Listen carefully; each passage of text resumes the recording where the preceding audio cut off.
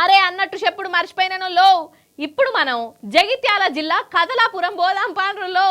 ఎందుకు అని అంటారా, ఆడ శంకర్ గౌడ్ అని ఓ గౌడ్ సాబు ఉన్నాడు లో.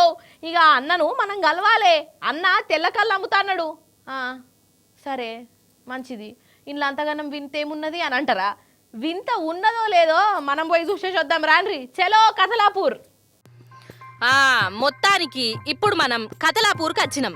ఏడి శంకరన్న, ఏడి శంకరన్న, ఓ శంకరన్న, అగ్గగ్గగ్గగ్గో అటుకెళ్ళిపోతున్నాడు చూడుర్రి.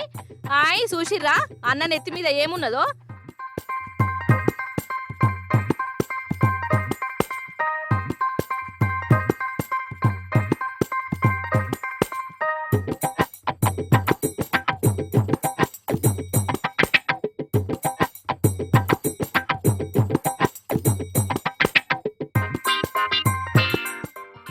కళ్ళుకుండలు నెత్తి మీద పెట్టుకొని బండి మీద ఊరంతా తిరుగుతాండు. మనిషి అన్నాక కూసంత కళా పోషణ కూడా ఉండాలి కదా. అందరి లెక్కనే మనం ఉంటే మనం కూడా గుంపులో గోవిందం లెక్క అయిపోతాం.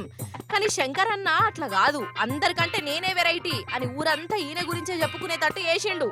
ఇట్లా నెత్తి మీద 2 కుండలు పెట్టుకొని చేతులు ఇడిచిపెట్టి మరి బండి నడుపుకుంటా కళ్ళమ్ముతాడు.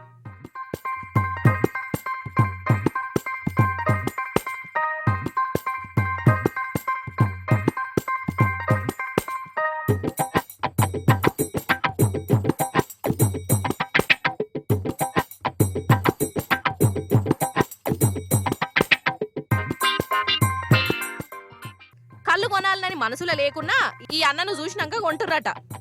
అన్నట్టు అన్న వయసు 60 ఏండ్లు అయినా గాని చూడు పడుసు పిల్లగాని లెక్కనే ఎట్లా దూసుకపోతున్నాడో.